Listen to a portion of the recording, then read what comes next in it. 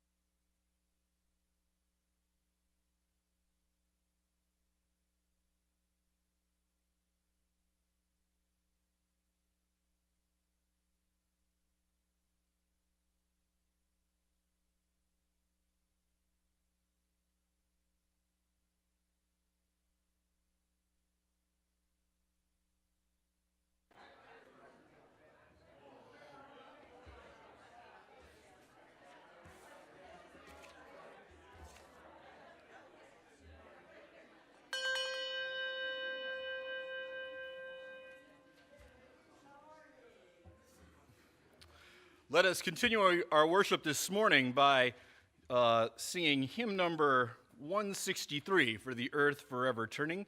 Please rise in the ways that you are able.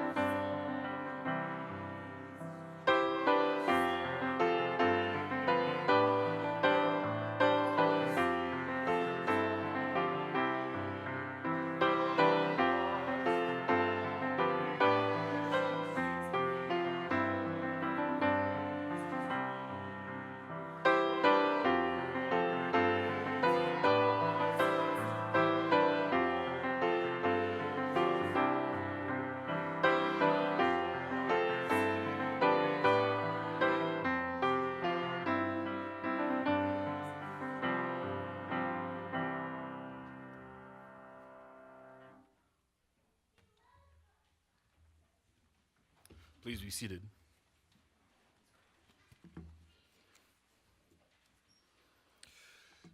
Our opening words are from Aaron Payson.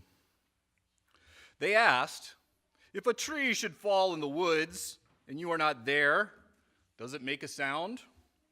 And the answer came, if a tree should fall and no one is there, listen for the cry of mourning birds who grieve the loss of their nests. They know where the tree lies. They call you to companion them as they search for a place to rest.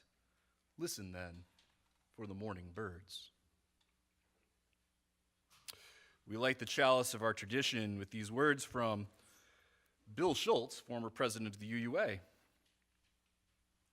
We affirm that every one of us is held in creation's hand, a part of the interdependent cosmic web, and hence strangers need not be enemies. And no one is saved until we are all saved, where all means the whole of creation.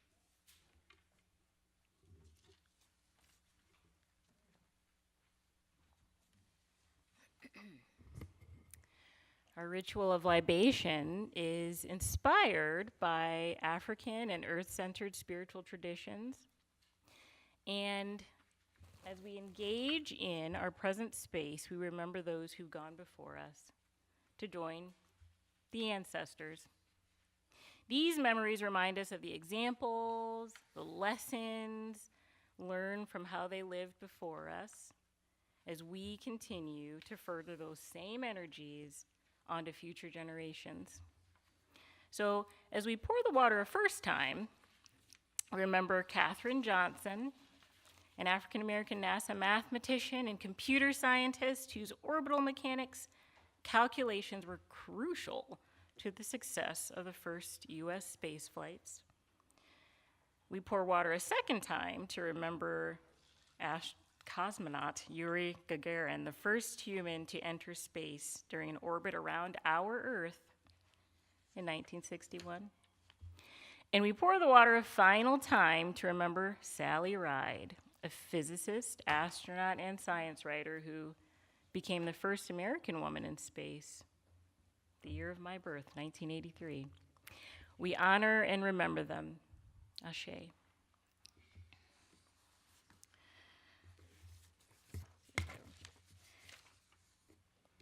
Please rise in the ways that you are able, and let us be together in one voice as we are together in one covenant. The words of our unison affirmation will appear on the screen, first in Spanish and then in English.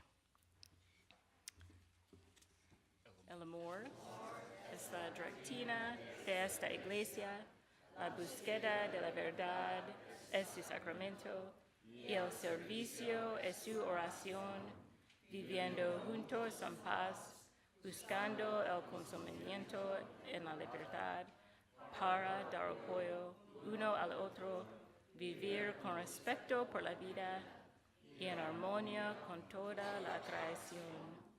Por lo tanto, nos comprometemos con los demás y con Dios. Love is a doctrine of this church. The quest for truth is its sacrament, and service is its prayer.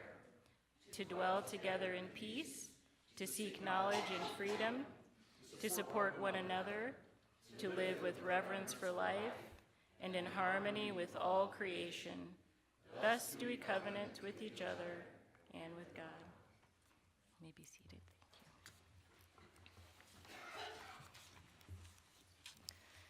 you. Well, good morning. Hello again. Happy Earth Day in advance. I'm Abby LeBear. I use she, her pronouns. And today, I've had something on my mind. Just a few weeks after NASA sent 4 astronauts into space around the moon and all the way back to our planet Earth, we're here celebrating Earth Day together. And I want to share a story about a girl who loves space, probably just as much as those astronauts who went up to space for the Artemis II mission. So today's story is told by a really special person from a really special place, and that's how I wanted to share it with you today. So it's, rather than me telling it, it's going to show on screen, on the two screens up front. And I hope that you'll enjoy it as much as I did when I first saw it. It's going to play right now.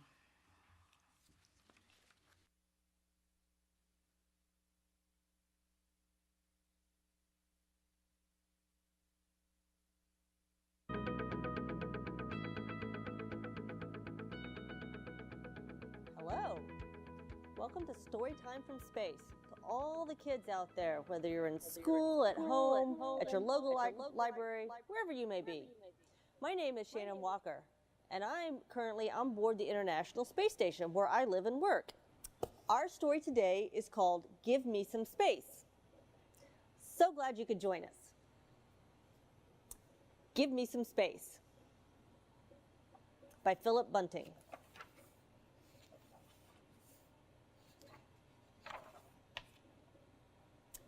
Ever since the stars were aligned to bring her here, Una has loved space.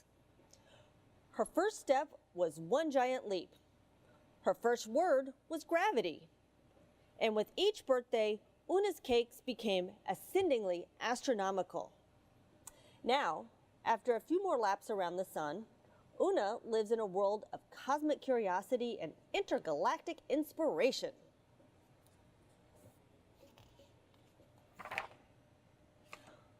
Una dreams of a life in space. Life on Earth is just so-so. Earth doesn't have fancy rings like Saturn. The Earth doesn't have a go-getter name like Mars. The Earth is just named after the ground. Dirt, soil, mud. And the Earth can't zip around through space like a comet. But one day, Una will become an astronaut. She will leave Earth far behind. But for now, she's an astronaut in waiting. Una very much likes being the astronaut bit, but she's not so keen on the in waiting bit. But here's the good bit. Una has been industrially working on an interplanetary plan. With accompanying attire, of course. She's got to have something to wear.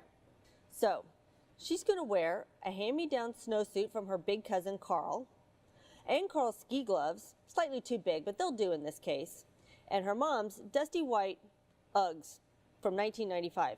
They're still cool today.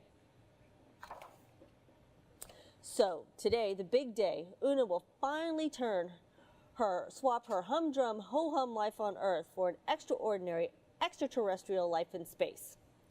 Once she's packed a picnic and said so long to Neil, of course. Her mission? To find life in space. You always have to have a mission when you go into space. But of course, she will have to get there first. So what does she do? She actually tries 3 times. Her first attempt was to put some mints into some soda water. That'll make some little bit of fizz, but it's not enough to get off the ground, so she didn't get very far. Her second attempt was to get a big helium balloon, or a big party balloon, and fill it with helium. So that got her off the ground some, but not enough to get into space.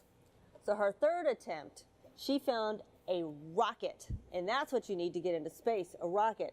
So there's Neil giving her the countdown. 5, 4, 3, 2, 1. Whoosh! There she goes, off into space. Leaving Earth, heading off to explore the solar system.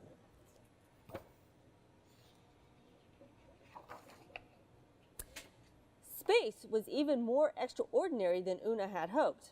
There was no so-so, there was no humdrum, and certainly no ho-hum out here.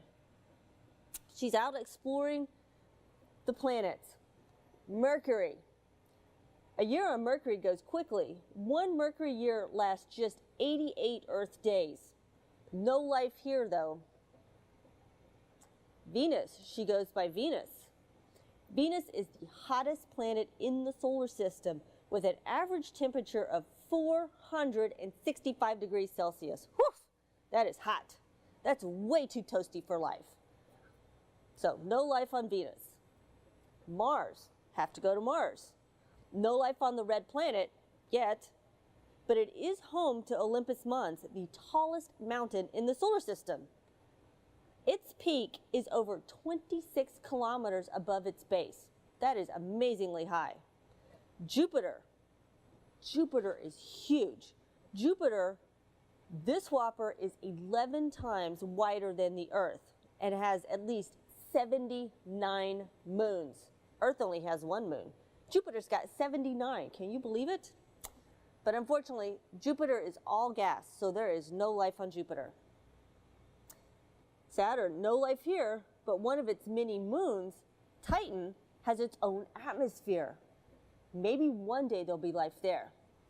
And then Uranus. Uranus, this pongy planet is shrouded in clouds of hydrogen sulfide. Whew, that's the stuff that makes rotten eggs stink. Phew. Too stinky for life there. She keeps going. Almost at the edge of the solar system, no life so far. Phew, Uranus was so stinky. Glad that's passed. She's thinking, am I alone out here? Did I remember to feed Neil? Maybe there is no life in space. Una's mind expanded like the universe with each new moment. Space and time seemed to stand still as she traveled further towards the edge of the solar system. Neptune. Neptune is the most distant planet in our solar system, and it's pretty chilly out there with an average of minus 214 degrees Celsius. No life there either. Too cold. With all this astronauting, Una had worked up quite an appetite, so she found a lovely spot on a ring of frozen rocks and launched into her cheese sandwiches and astronaut ice cream, of course. These rocks are actually part of the Kuiper Belt. The Kuiper Belt is a giant donut-shaped ring of frozen rocks and ice. It's way out there, but Pluto is part of that Kuiper Belt somewhere. In the distance, something caught Una's eyes. Shining in the light of a nearby star, a tiny blue speck seemed to shimmer as if it were alive. Captivated, Una quickly packed up her picnic and set off towards it.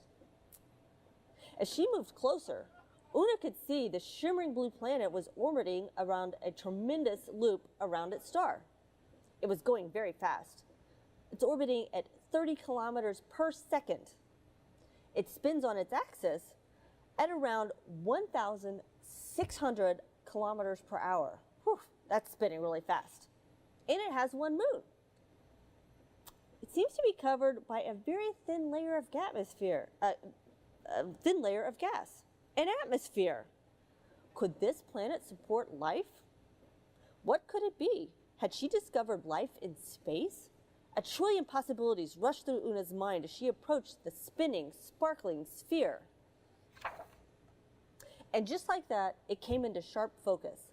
The blue planet was the Earth. Suspended in space, her beautiful blue home now shimmered even more brightly than before. In that marvelous moment, Una had made the most marvelous observation. There is life in space. We are life in space. And we are all the crew of this most spectacular spaceship in the universe.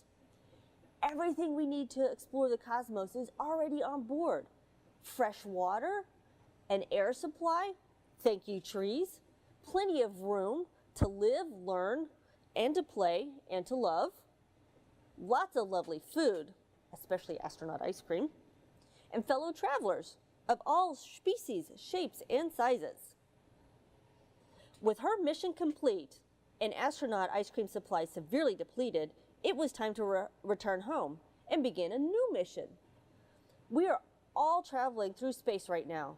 The Earth is our spaceship, and that's the only home we've got. This is our mission to take care of the Earth so that we can explore the universe for years and years to come. The end.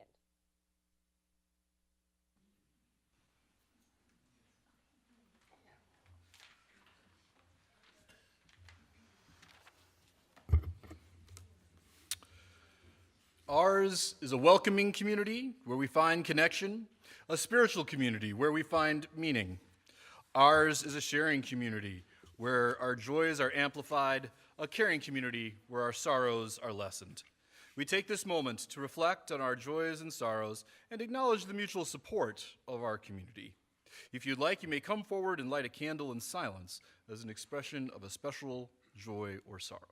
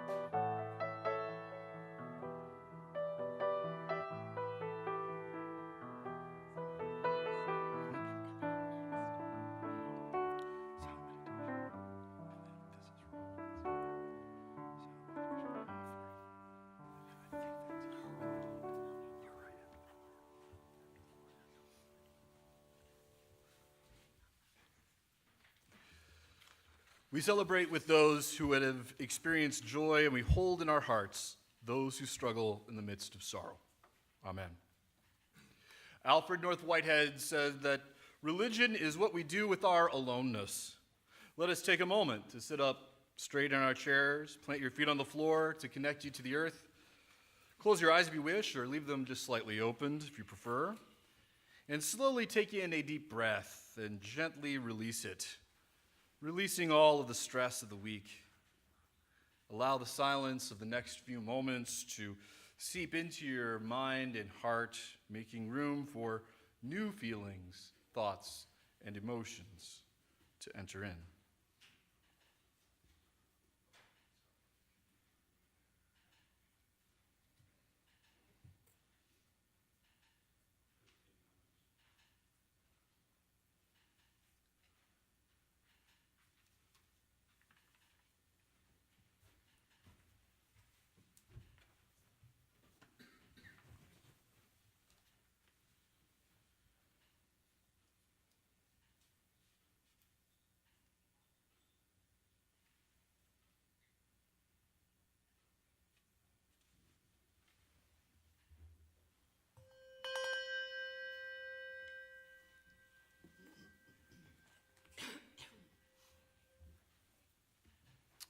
The Unitarian Universalist Church of Akron is a sanctuary of love and welcome to all, living our values through ministries that care for the earth and for each other. At this time, I invite you to make a donation for the work of this church. You may do so in the sanctuary or on our website with the Give button, or by scanning the QR code on the back of your order of service. Your giving uplifts all of our ministries within these walls and in the wider world. Thank you for your generosity.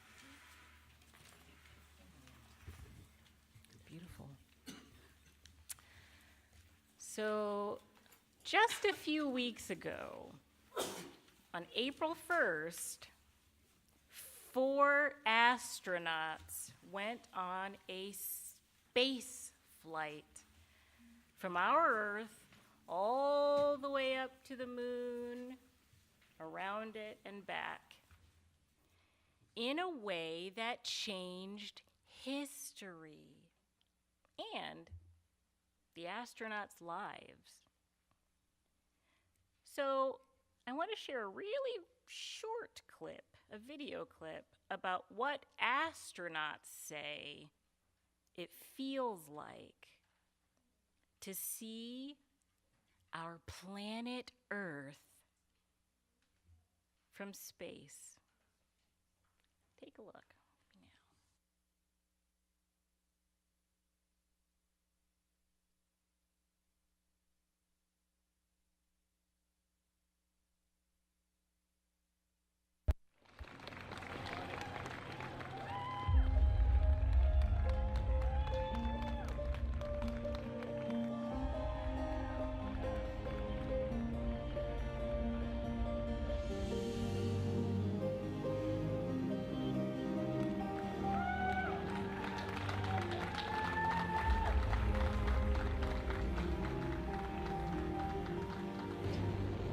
Four, 3, 2, 1.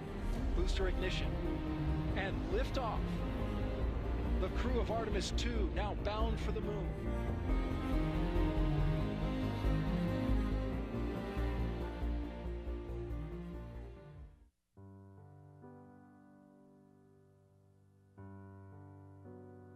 You know, most kids, you start thinking at an early age, as soon as you look in the sky at night and you see stars, and you think, what would it be like to be up there? It's just so vast and infinite.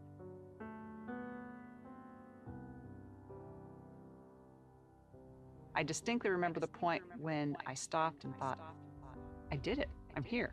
My goal was to be an astronaut, and now I'm in space. I knew that this was going to be a life-changing experience. I knew that the view was going to be amazing. I would bring them one at a time to the cupola. Tell them to close their eyes, open up all the windows, and then tell them to open up their eyes. In that instant, when you're overwhelmed with that vista, when your eyes see nothing but the beauty of the Earth, every single crew member that I brought in there for that exposure cried. And so I think it's kind of overload for your brain and processing all of that at once because it just isn't used to that. How in the world am I going to describe this? There's no words. There's no picture I could take to do it justice. There's no watercolors that I could put on paper to come close to the vividness, the ever-changing picture that I see staring at this planet. And I think that's the challenge of really trying to express just what ran through my mind when I'd look out there, because my mind would just race. I will never forget that sight. The thin blue line of the atmosphere, the curve of the horizon. I just was, feeling something as I was staring at this view of the whole thing. And it moved me to tears unknowingly. It is the fact that going to space and seeing the Earth from that vantage point has a life-changing effect on most of us. I think the best way to describe it is that your viewpoint changes, that you can look at the same thing, but it changes the lens through which you see it.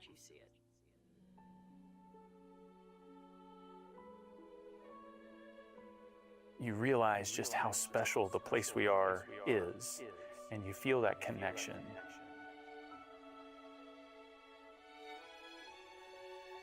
I think if you're not a conservationist before you go to space, you're at least partly a conservationist when you come back, because when you see how thin that atmosphere is, that protective layer that we have here, you think, wow, we really have to take care of this because it does look so fragile from space. I think you get a sense of preservation of I don't want this to go away, and I don't want to be the only one to see this. And there are so many people that need to see it, but only a handful will in this lifetime.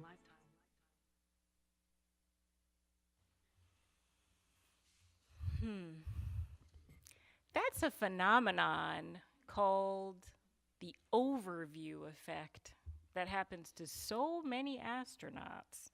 And from all the way down here, I can only imagine what it must be like to see our Earth, our home, from space. So I want to take a really quick moment to invite everybody here today to imagine with me for just a few quick minutes. So on your way in to your seats this morning, you may have been able to pick up a small paper butterfly, just like this one. Now, you don't absolutely need one of these to participate in this imagining with me, but if you do, I want to invite you to take it out and hold on to it. And to take a minute to settle your mind and your body in a way that feels supportive.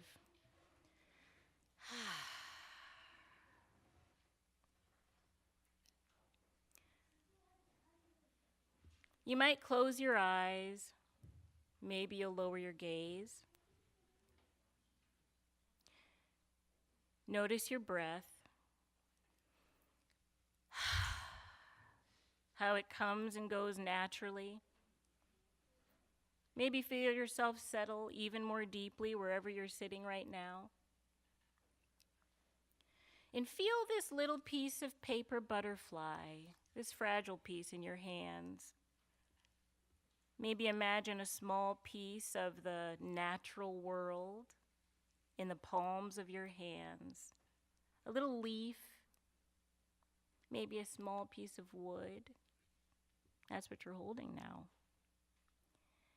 And ask this question of your heart. What do I love about home?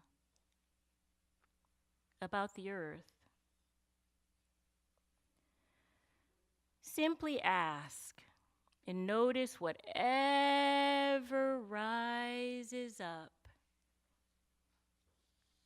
making space for anything and everything in your heart. What's something about the earth, my home, that's too important to lose? And as you listen to your heart, maybe a picture appears in your mind. Think about it. Appreciate it. Appreciate your connection, your care, your love for home, for our earth. And now, in your imagination, offer a word, a picture, a phrase, a gesture to express your love to the earth. Breathe that love into this little piece of paper or earth in your hands.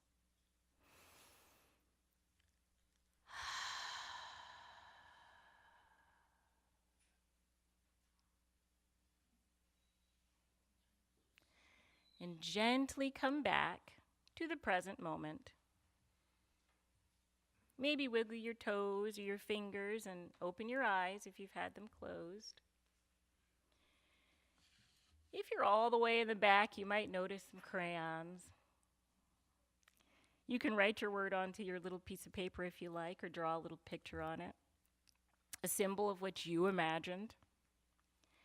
And after the service, maybe when you get home or on your way or someplace where you might find a little piece of ground, feel free to plant or place the paper butterflies we have blessed together somewhere in the earth, where the seeds might grow into flowers. Ashe.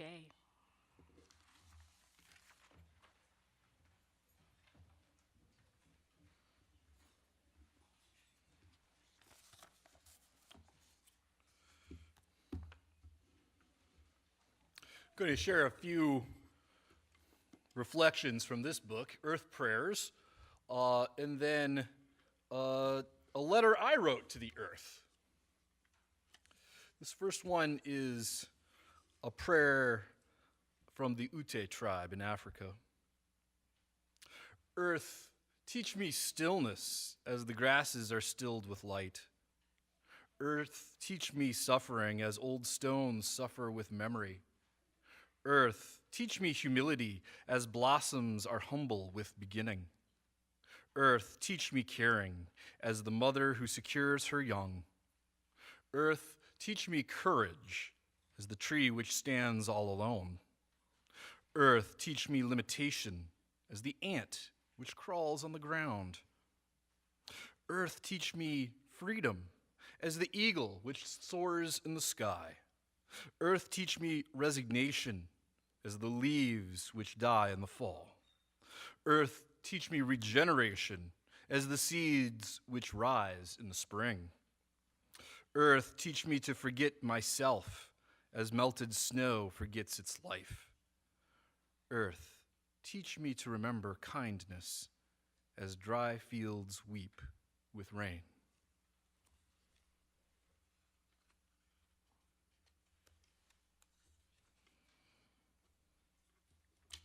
From Joan Metzger. Here we are, God, a planet at prayer. Attune our spirits that we may hear your harmonies and bow before your creative power, that we may face our violent discords and join with your energy to make heard in every heart your hymn of peace. Here we are, God, a militarized planet. Transform our fears that we may transform our war fields into wheat fields, arms into handshakes, missiles into messengers of peace. Here we are, God, a polluted planet. Purify our vision that we may perceive ways to purify our beloved lands, cleanse our precious waters, desmog our life-giving air. Here we are, God, an exploited planet. Heal our heart, that we may respect our resources, hold priceless our people, and provide for our starving children an abundance of daily bread.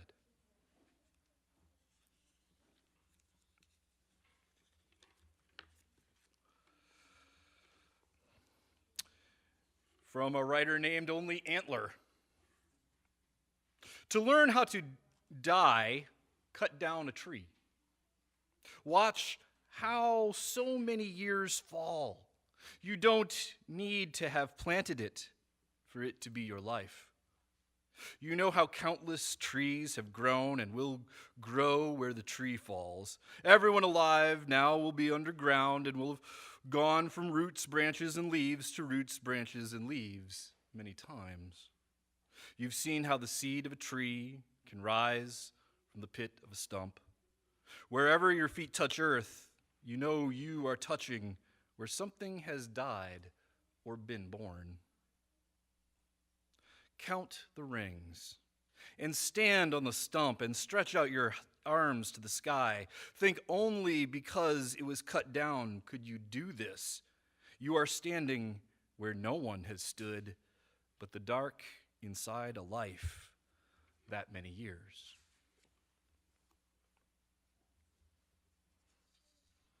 Dear Earth, When I speak your name, something ancient stirs, like a memory older than my bones, older than the first word ever spoken. You are not simply the ground beneath my feet, you are the great breathing mystery in which all things rise and fall. You are the dreamer, and we are the dreams. I love the way your presence hums beneath everything, the low, steady vibration in stone, the quiet shimmer in leaves, the pulse of tides pulled by a moon that dances with you across the dark. I love the way your forests feel like cathedrals built by time itself, each tree a pillar of prayer, each root a whispered hymn. I love the way your night sky opens like a doorway, inviting us to remember that we are made of the same fire that burns in distant stars. There is a holiness in your smallest gestures, the curl of a fern unfurling, the spiral of a shell, the way frost etches silver runes on a window pane. You speak in patterns and cycles in the language of becoming and returning. You speak in silence, and yet I hear you everywhere. And still we wound you. We forget that your body is our body, that your breath is our breath. We forget that to harm you is to unravel ourselves. For this forgetting I grieve. For this forgetting I am sorry. So let this letter be a vow spoken into the great listening of your being. I will walk more slowly so that I can hear your footsteps echoing beneath me. I will listen for your guidance in wind and water, in birdsong and stillness. I will protect what is fragile, honor what is ancient, and tend what is wounded. Let my life be a small offering placed gently at your feet. Let my choices be spells of healing. Let my devotion be a thread woven back into the great tapestry of belonging. You are the first mystery and the last. You are the cradle of every beginning and the keeper of every ending. And I love you with a love that feels older than time, wild, reverent, full of wonder. I invite you to rise in the ways in which you are able and join in singing our final hymn, number 1064, Blue Boat Home.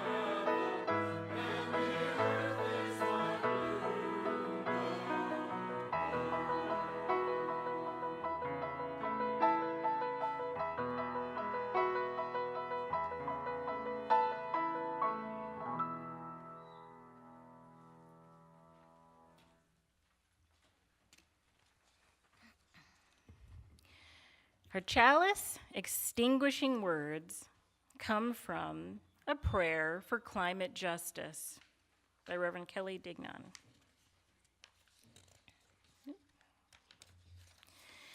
As we extinguish the chalice, let's give thanks for the unfolding wonders of the natural world, the intricate dance of ecosystems and the resilience of life. May we embody the principles of care, gratitude, and a profound and active love for the intricate web of life. Amen.